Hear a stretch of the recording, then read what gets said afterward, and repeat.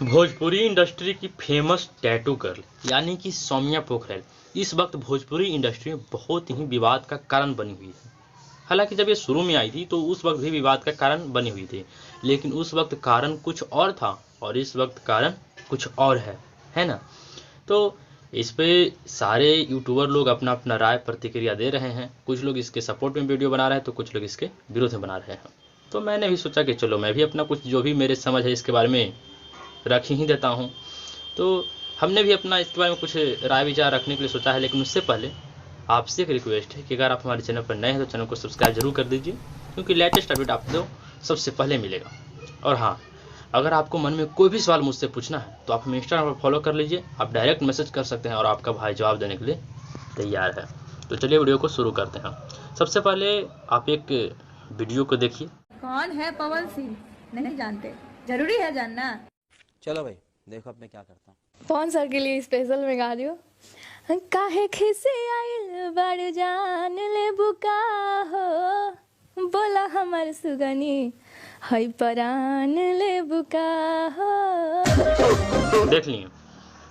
तो ये वीडियो देखने के बाद मुझे भी शायद लगा कि नहीं, इस पे ज़रूर कोई एक वीडियो बनाना चाहिए इसके बारे में विस्तृत करके, है ना। तो मेरी प्रतिक्रिया ये है कि देखिए, जब ये इंडस्ट्री में आई थी, यानी कि इसे फर्स्ट बार जब लाने वाले खेसारी लाल यादव थे, अपने एक गाना में सैड सॉन्ग करके था, तो हल्दी लागे जान के, है ना। तो उसमें काम दिया था, काफ़ी अच्छी खासी इसको पॉपुलैरिटी भी मिली थी उससे। तो उस वक्त शायद इस शिखर पे पहुंच भी जाती, लेकिन उस वक्त ये बहुत बड़ा कंट्रोवर्सी ये करती है कि बोल देती है कि कौन है पवन सिंह, पवन सिंह को मैं नहीं जानती।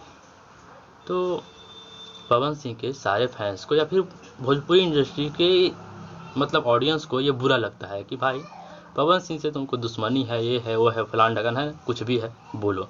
लेकिन ये जब बोलती है कि मैं नहीं जानती हूँ, तो बहुत सारे लोगों को दिल पे बुरा लगता है कि ये नहीं बोलना चाहिए था सौम्या पोखरेल को। और कुछ लोग इसको सपोर्ट भी उस वक्त करते हैं कि क्या हो गया, मतलब नहीं जानती है पवन सिंह को तो क्या है, जानना ज़रूरी है। ये खुद भी वही बात बोलती हैं, मतलब कि इससे खूब कंट्रोवर्सी होता है। इसके सपोर्ट में खेसारी लाल यादव भी आते हैं, कहते हैं कि क्या प्रॉब्लम, कोई प्रॉब्लम नहीं है ना। तो देखिए यहाँ पर हालांकि कुछ लोग समझ गए थे कि ये आई है तो खेसारी लाल यादव का नाम में कुछ थोड़ा ज़रूर परेशानी करेगी, यानी कि अपने वजह से।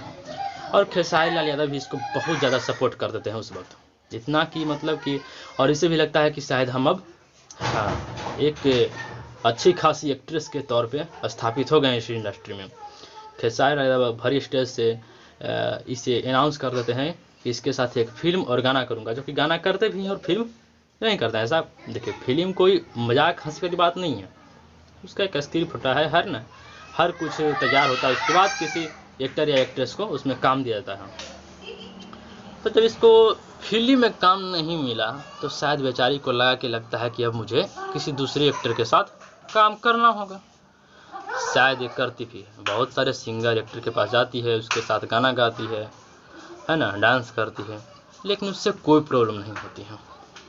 उससे हर किसी को अपना बिजनेस बढ़ाने के ही मतलब चाहत रखता है। ये भी अपना क्षेत्र में आई तो अपना कदम बढ़ा रही थी, हर किसी के पास आई थी, उससे किसी को प्रॉब्लम ही नहीं होना चाहिए। ऐसा किसी ने थोड़ी इसको एग्रीमेंट करा लिया था कि जब भी काम करोगे तो मेरे साथ ही करोगे, है ना।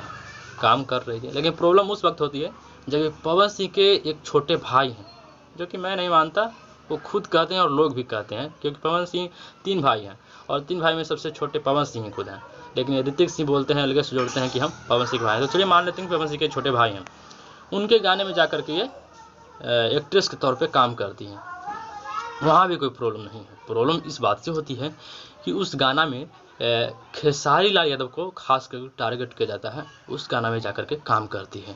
और जिस व्यक्ति को जो इंडस्ट्री में स्थापित किया है और उसी के विरोध के गाने में जाकर के काम करी, तो थोड़ा प्रॉब्लम वाली बात है। तो कुछ लोग बोलेंगे आकर के कि देखिए हमें खेसारी लाल यादव का नाम नहीं लिया गया है ब्रो।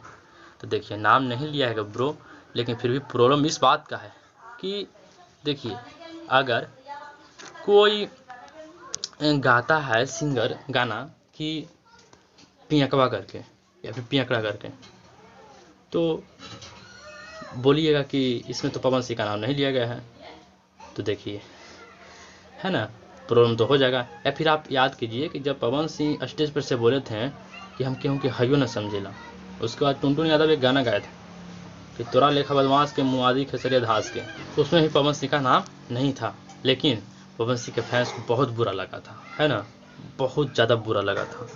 तो और अभी भी अगर कोई गा देता है पिया कबाब पियकड़ा ऐसे करके, तो है ना प्रॉब्लम वाली बात। तो हाँ, तो पवन सिंह का नाम नहीं लिया गया, लेकिन प्रॉब्लम होता है अगर आप किसी को टारगेट करके कोई बात बोलते हैं, फिर गाना गाते हैं, तो बुरा लगता है, दिल से बुरा लगता है। और ये बात समझने वाले समझते हैं और नहीं समझने वाले केवल हुड़दंग कर देते हैं। जैसे कि जब ये पवन सिंह के खिलाफ कुछ बात बोली थी, तो उस वक्त खेसारी लाल यादव के कुछ फैंस सपोर्ट किए थे, सारे फैंस नहीं, कुछ फैंस जो हैं से मतलब कि कुछ फैंस उसी समय गलत ठहरा दिए कि लेकिन इसको ऐसा कहना गलत है। और अभी भी जब ये खेसारी लाल यादव को टारगेट करके जो सॉन्ग गाया गया है उसमें काम कर रही है, तो इसमें पवन सिंह के सारे फैंस नहीं बोल रहे हैं कि सही वो काम की है, कुछ ही लोग बोल रहे हैं कि हाँ ये सही काम कर रहे, कुछ लोग गलत ठहरा रहे हैं। तो बात को समझना चाहिए, हर लोग नहीं समझते हैं। हालांकि सौम्या पोखरेल तो ये सौम्या पोखरेल नहीं, चूतिया पोखरेल बन गई। ये किसी के साथ काम कर दे उससे कोई प्रॉब्लम नहीं है, लेकिन जो व्यक्ति इसको इंडस्ट्री में स्थापित किया है उसी के विरोध में जिस गाना बनाया गया है उसमें जाकर के काम रही तो कर रही है, तो ये थोड़ा प्रॉब्लम वाली तो बात है ही, इसमें कोई दो राय नहीं है। और एक किसी भी इंसान के लिए गलत बात है, नहीं ऐसा करना चाहिए, है ना। तो ये बात को सौम्या पोखरेल नहीं समझ रही है, अपने फ़ायदा उठा रही है, सोच रही है कि हम किसी के साथ काम करके अपना नाम बना लें, तो ऐसा नहीं होगा, क्योंकि ये भोजपुरी इंडस्ट्री है ना। यहाँ पर थोड़ा सा प्रॉब्लम होगी, और प्रॉब्लम का सामना तो ऐसा करना पड़ेगा कि एक दिन नाम ऐसा बिगाएगा कि खुद भी नहीं खोज पाओगी। तो स्थापित होने के लिए बहुत कुछ करना पड़ता है ना। तो आप लोग को मैं यही बताना चाहता हूँ कि देखिए, इसका नाम ज़्यादा आप लोग इसके पीछे मत पड़िए, है कुछ दिन के लिए गायब हो जाएगी, है ना। तो अगर आप लोग ज़्यादा इसको विवाद लेकर के करिएगा तो ज़्यादा सच में होगी, और ये जानबूझ करके विवाद कर रही है, तो ऐसा नहीं होना चाहिए, है ना। और खेसारी लाल यादव को भी कुछ समझना चाहिए कि किसी पे भी ज़्यादा ट्रस्ट नहीं करना चाहिए जल्दी, उसके बारे में सोचना चाहिए। इसको किस लिए काम दिया गया था यार, इसमें क्या टैलेंट था, बस एक टैटू बनवा ली, एक टैलेंट है तो कोई भी बनवा लेगा तो हो जाएगा टैलेंट, नहीं ना। फैंस था, फैंस की तरह ही रहते, तो इसको इंडस्ट्री में लाने का क्या ज़रूरत था। तो ठीक है, गलती थोड़ा हुआ है, लेकिन उस गलती को भुला करके आगे से अब अच्छा नया साल आ रहा है, नया साल के खुश होते हुए अच्छी तरह से काम करना इंडस्ट्री में।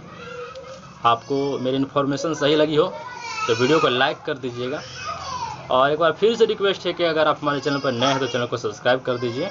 और आपको कुछ मन में सवाल हो तो आप हमें इंस्टाग्राम पर फॉलो कर लीजिए, डायरेक्ट मैसेज कर सकते हैं। मिलते हैं कोई और अगली इंटरेस्टिंग वीडियो के साथ, तब तक के लिए टेक केयर, बाय बाय।